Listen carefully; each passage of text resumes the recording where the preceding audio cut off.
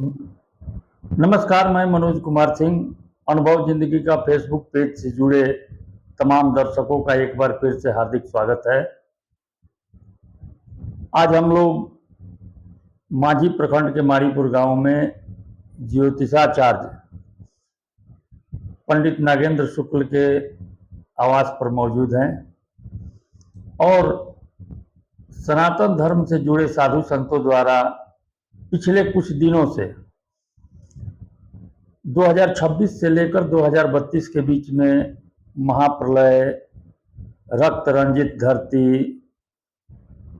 नरसंहार, हवाई दुर्घटनाएं, अलग अलग देशों द्वारा युद्ध, विश्व युद्ध, तमाम तरह की ज्योतिषीय घोषणाएं की जा रही हैं।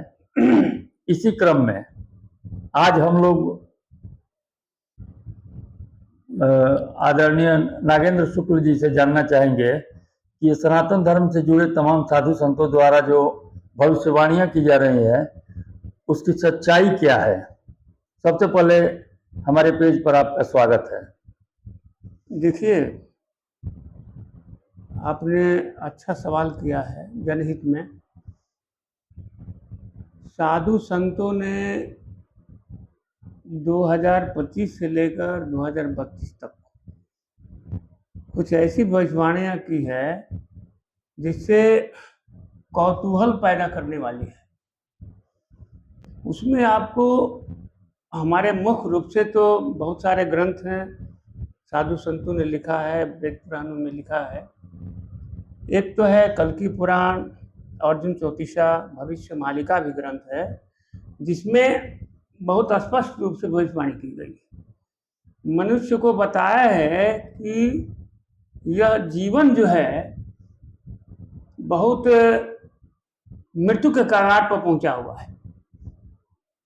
हमको करना है कि साधु संत के बताए हुए मार्ग पर चलना है, सनातन धर्म की रक्षा करनी है और 2025 से लेकर 28 तक बहुत बड़ी महामारी आने वाली है। फिर बहुत सारे परिवर्तन होंगे, महायुद्ध होगा, विश्व युद्ध होगा। उसमें आपको जो है बहुत सारे देश आपस में लड़ेंगे। बहुत थोड़ा पहले युद्ध होगा, शुरू होगा 2025 से, अभी तो शुरू हो ही गया है। फिर जो है दिक्कत आ रही है कि इस युद्ध में हमारा भारत भी जो है चीन, तुर्की, अमेरिका और पाकिस्तान मिलकर भारत पर चढ़ाई कर, ऐसा योग बन रहा है। कब, कौन से वर्ष में? देखिए, ऐसा है कि ये 28 से 27 से लेकर 29 तक ऐसा योग बन रहा है। विश्व युद्ध पूरे जो है लड़ाई होगी।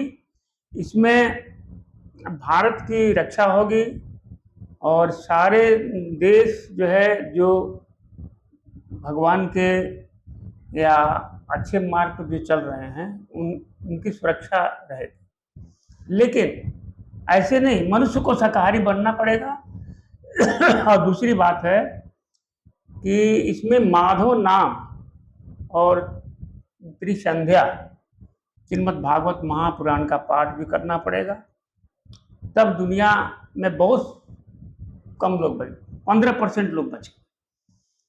कुछ सोशल मीडिया के माध्यम से यह जानकारी मिल रही है, वर्षों से इसकी चर्चा हो रही है कि इस्लामिक कंट्री पर सबसे ज़्यादा खतरा मंडरा रहा है। इस्लामिक देश देखिए आने वाले दिनों में समाप्त हो जाएगी। देखिए, मुझे भी शास्त्रों से पता चलता है कि जो इस्लामिक देश है वो सब ज़्यादा खतरे में है, इसलिए कि वो ज़्यादा कत्लेआम करते हैं, धर्म को मानते कहाँ है। हमारा सनातन जो है ये वैदिक परंपरा है, उस पर चलने पर हर कोई भी देश बच सकता है। सूर्य ग्रहण और चंद्र ग्रहण का कलयुग से क्या तात्पर्य? देखिए, ऐसे तो शास्त्रों में वर्णित है कि 4,32,000 इसकी आयु है, लेकिन ये कलयुग जो है पूरा भोग नहीं कर पाएगा। कारण है कि जितने ग्रहण लगे हैं 5,000 वर्षों में, उतने ग्रहण जो है इस कलयुग आयु को छीण करते हैं और कलयुग अंतिम चरण में चल रहा है। शादी विवाह या किसी भी शुभ अवसरों पर लोग मंत्र का पाठ करते हैं। कलियुगे कलि प्रथम चरणे जम्बू द्वीपे आर्यावर्ते भारत वर्षे भारत हाँ, खंडे हाँ। आदि आदि। देखिए, ऐसा है कि कलयुग है, कलि प्रथम चरण इसलिए कहा जाता है कि सतयुग जो है, सतयुग में 4 चरण होते हैं और सतयुग के बाद सीधा जो है आपको त्रेता आया हुआ है, द्वापर नहीं आया है, और त्रेता के बाद द्वापर आया है और फिर द्वापर के बाद आपको कलयुग आया है। तो कलयुग एक चरण बचा, तो वही बोलते हैं कलयुग प्रथम चरण। ये एक चरण में ही समाप्त हो जाएगा। बहुत लोग सोचते हैं कि 4 चरण होगा। अब देखिए, शास्त्र में लिखा है कि जब जब हो धर्म की हानि बाढ़ई असुर अभिमानी, तब तो प्रभु जर विविध शरीरा हरो कृपालिक सुधीर। बहुत सारे सूरदास ने भविष्यवाणी की है। रे मन धीरज क्यों न धीरे संबत 2000 के ऊपर ऐसा जो पड़े, पूरा पश्चिम उत्तर दक्षिण 14 काल पड़े, प्रजा बहुत मरे, सूरदास की यह सब लीला टारे नहीं करे, काल ब्याल से वही बचे जो हंस का ध्यान करे। अभी देखिए 2083 चल रहा है, संबत की चर्चा है, क्योंकि साल वो अलग है, संबत अलग है। पहले जो है अंग्रेजी साल तो था नहीं, पहले संबत हुआ करता था। तो संबत के ऊपर ये खतरा मंडरा रहा है पूरा, और इसको होना ही होना है, इसमें कोई इसे बचा नहीं सकता है। और भगवान का नाम, माधव का नाम, कृष्ण का नाम ही जपने से मनुष्य का कल्याण है, यही सनातन धर्म के साधुओं ने भी कहा है।